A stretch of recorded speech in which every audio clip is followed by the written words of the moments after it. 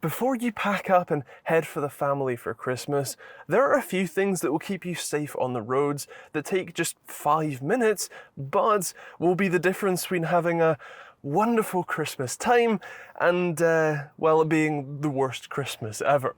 Let's jump in with the biggest one by far, your tyres. Since your tyres are what connect your 2-ton lump to terra firma, it's kind of a good idea that they're in good condition and properly inflated. On the inflation side of things, if you don't happen to have any tools, which are relatively cheap to acquire, and you could definitely acquire them now in time for Christmas, you can also just head to your local petrol station and put in up to £1 into the air machine and check all of your tyres that way, or at very least make sure that they're all inflated to the right pressure.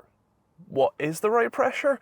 Well, as a general baseline, I would say that about 30 to 33 psi is pretty good for most standard road vehicles. But you can check your car's tyre pressure, normally with a sticker or plaque that's in one of your door jambs, in the sort of on the edge of the door in my car's case, sometimes in the actual sort of footwell itself, or sometimes even in your owner's manual. So check in all of those places to find the right setting for your car. Once they're all inflated, it's a good idea to have a quick look at all of the tyres as you're inflating them.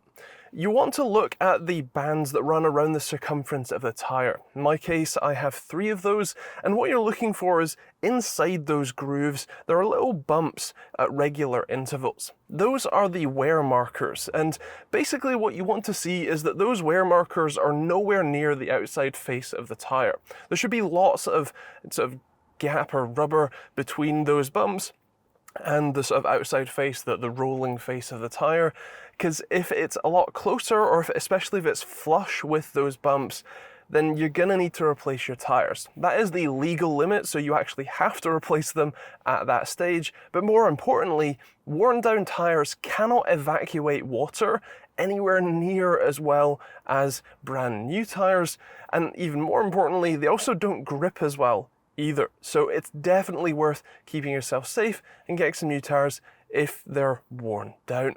The other thing to keep in mind or take a look for is any cracking or bulges, cuts, or any punctures, any debris in the tyre that could cause it to either explosively decompress while you're driving, or at very least just, deflate as you're going. So keep an eye out for that as well. Something else that is both crucial and remarkably easy to do is checking your car's fluid levels.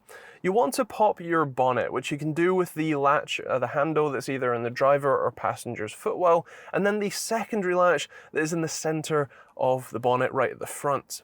Once you have the bonnet up and secured, if you need to use the bonnet stay, do that. Check your oil level.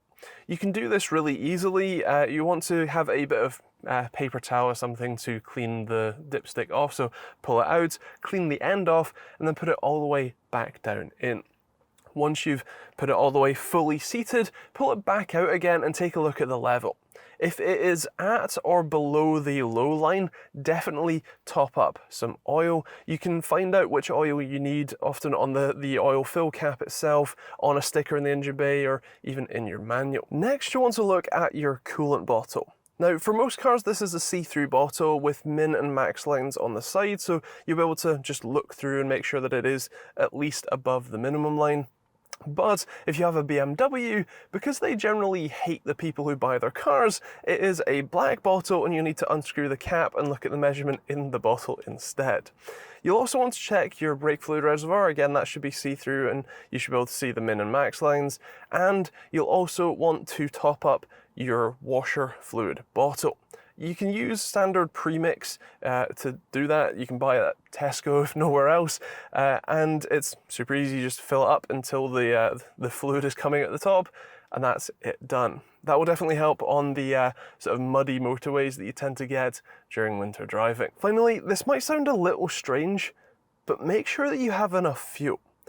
Obviously, you'll need enough fuel to get to your destination, but it's a good idea to make sure that you're fully topped up, because if you do happen to get stuck for any reason, the more fuel you have, the longer you can stay warm. That's a pretty big deal, and of course it means that if you do have to take a longer detour or something like that, you can always still get to your destination at the, even after everything. Something else you might want to consider is swapping out your wiper blades. Of course, on those sort of dark and especially the sort of muddy and wet winter sort of roads, the windscreen can get pretty nasty pretty quickly, so being able to actually see out of your car is generally considered a good thing. To replace those, it's super easy. In my car's case, the front windscreen wipers just have a little sort of button you push in and then you slide them out. And then on the back side, it just unclips. Just be sure to not let the arms swing back and smash your windscreen, just in case. And it's also worth checking all of your lights are working, including things like your brake lights and fog lights. You want to get a friend to help you with the brake lights, or just reverse up to a wall when it's sort of dark out, and you'll be able to see quite easily if there are any that have gone out. Otherwise, that's kind of it. It's worth having an extra bottle of water, some sort of snacks like cereal bars or something, and a blanket in the boot as well, just in case, because it doesn't exactly cost you much or take much effort to do, but it has quite a sizable effect if you do happen to need it, so it's probably worth doing. Otherwise, I think the final thing is, have a great Christmas. If you want to see more videos like this one, you can hit the subscribe button and turn on the bell notification icon. If you want to check out plenty of other videos I've done on the channel, feel free to check out the full guides for most of the things I've talked about on the end cards or on the channel itself. And that's kind of it.